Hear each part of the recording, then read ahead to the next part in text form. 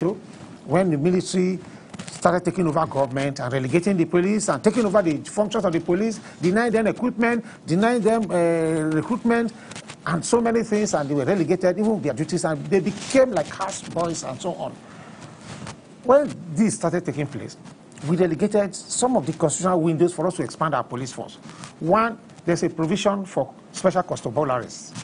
The special constabularies in the police force are those that the police, the acts, setting of the police, granted the powers to become orderlies, to guide VIPs, to take VIPs as force, who was and criminals crimes.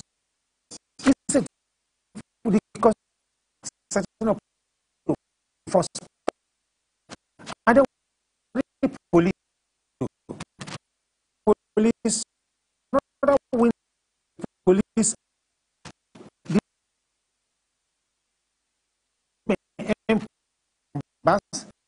the institution, not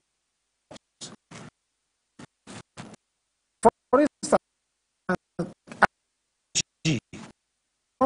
police office all over the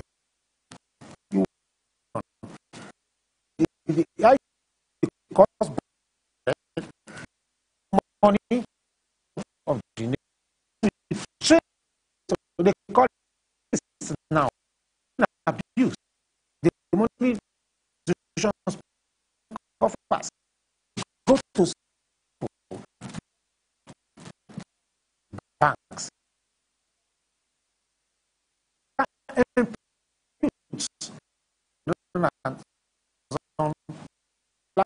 Police give us secretariat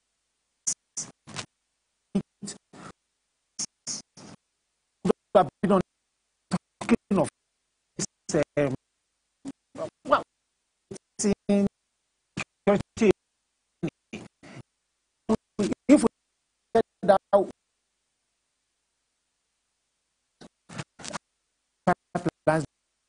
building police legal has not been popularly attached to carry all that. Police cannot guide. We say civil defense. That police, even by the police, how many traffic and so traffic funded, so many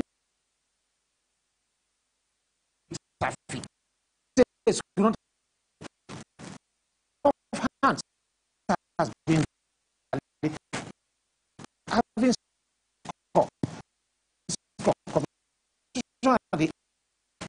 to increasing. You see strength that has taken killer all this because the way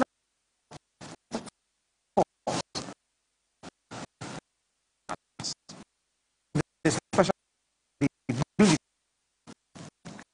also simple way the proper investigate criminals. Because but the of my looked at a lot of what about police? So sometime last month, almost back to back, we heard of the killings of gruesome killings of some policemen at the Garibawa Junction, and then somewhere in Edo State again, killing of policemen. I mean, many saw it as an affront on the policemen. I mean, is there any progress made so far regarding investigations, or what is the commission doing to ensure that these men who secure our lives are secure themselves? Yeah, it's unfortunate, to say the least, that we'll be losing very able young men who have given their life to the service of this nation.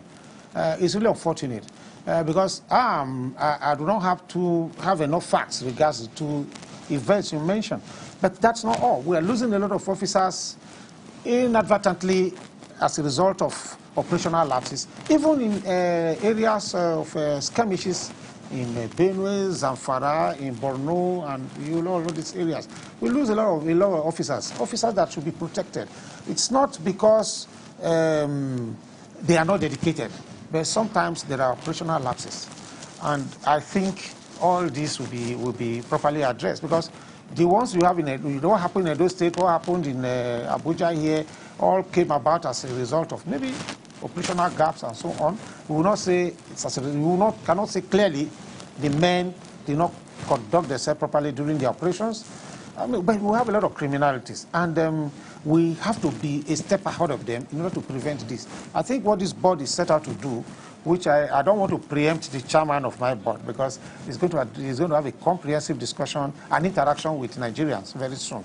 I think we are planning to make the Nigerian police have a step ahead of criminality. And until we achieve that, we're going to have these lapses, losing our men unduly and wrongly. But it will be a thing of the past very soon.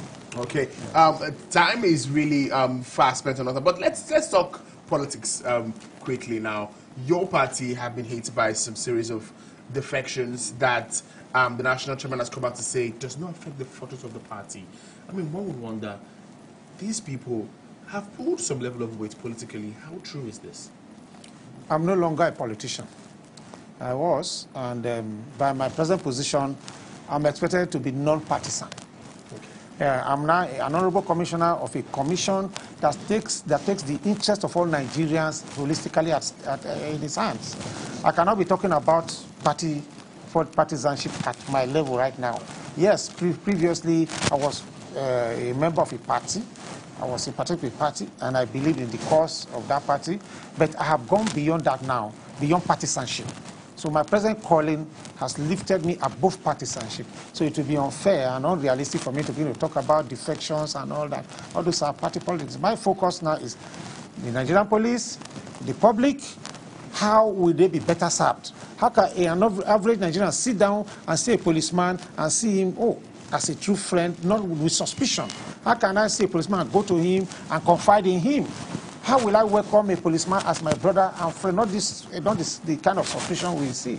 Inspiring of confidence. Okay. I want to see that come during our period. Okay. But now, let's go back to the commission. Will the commission, or is the commission looking at ways to stop or reduce how much of federal influence that the federal government has on the police? I mean, we saw things like this play out in Benue State, and we saw it play out when the house of the Senate President was besieged, and also the house of the Deputy Senate President, as well as other places that we have seen the police, being ordered from or given an order from above. How will the commission try to check all of this? Don't forget that he who pays the piper actually dictates the tune, and if the federal government continues to, or still funds the police, they have some level of overriding, authority over the police. Yes, Dan. The police is non-partisan.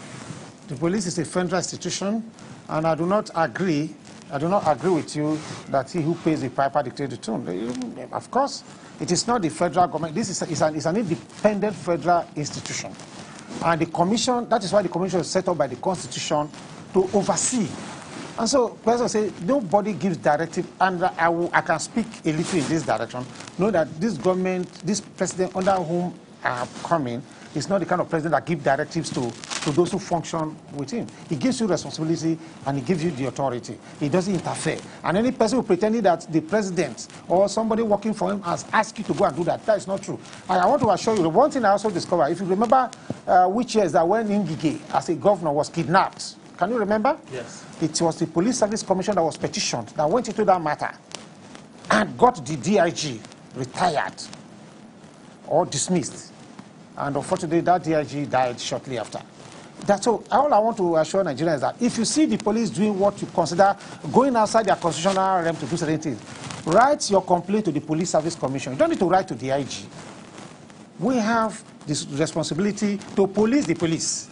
So whether you are, no matter who you are as a Nigerian, talk to us, talk to the police service commissioner. You have been unfairly treated. These police have gone outside their callings to do things that are unconstitutional, and we wade into it. So many things. It's not a fact. We said this happened. We received a petition from the Benue State Attorney General concerning what happened in the Benue State of Assembly. We are investigating it. And if at any point the fair police are investigated, they have the constitutional duty to check, to make sure, to prevent breakdown of law and order. In their attempt to prevent the breakdown of law and order, yeah, it's always normal for people to feel, oh, they're overstepping their bounds. But at the end of the day, by the time we go into it, you will find that it was their legal, they done their legal duties. They were not partisan. But once in a while, you are bound to feel, oh, they are supporting one group. It's normal. Okay, now it's not true. Okay, now personally, as a Nigerian, what is your view? How did you receive the message of the invasion of the National Assembly by men of DSS? Well, the details are still sketchy, because I don't want to say the security. It's not. I won't say it's not the police. We learned they said DSS. DSS. Well, we will get more details. But it was disturbing. It was disturbing because we really did not know. A lot of us were confused. And I think we need more details before we can comment on that. We're happy that the president, the acting president, took a measure that has created no doubt in the minds of every Nigerian. And we applaud him for it. And we're sure that before long, we'll get more details about what happened. Okay. Thank you very much, Austin Brimo, for coming on the conversation. Thank you. It's really exciting. It's okay. I have been speaking with Austin Brimo, Honorable Commissioner in the Nigerian Police Service Commission. And it's been a swell time digging deep and talking about the Nigerian police and all of the reforms that we will see to making the Nigerian police better. And that's much we can take on the conversation. My name is Daniel Waboso. And just stick around. The 8 p.m. news is in the beat.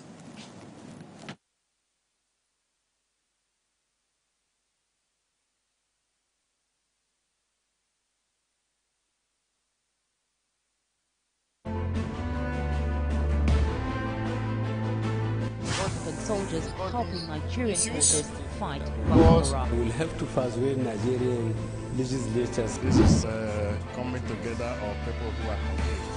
Executive order should comply with the law. I personally dissociate myself completely. Personally. From this interview, because you have said there had hardly been any administration.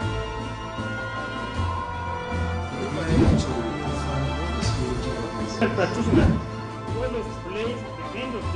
the law, no religious body in Nigeria validate the claims by the INEC chairman. It is.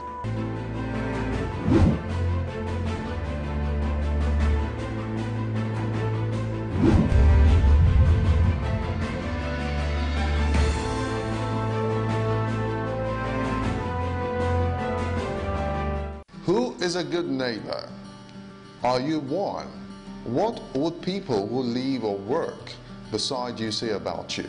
When last did you say sincere how are you to your neighbor? Do you thrash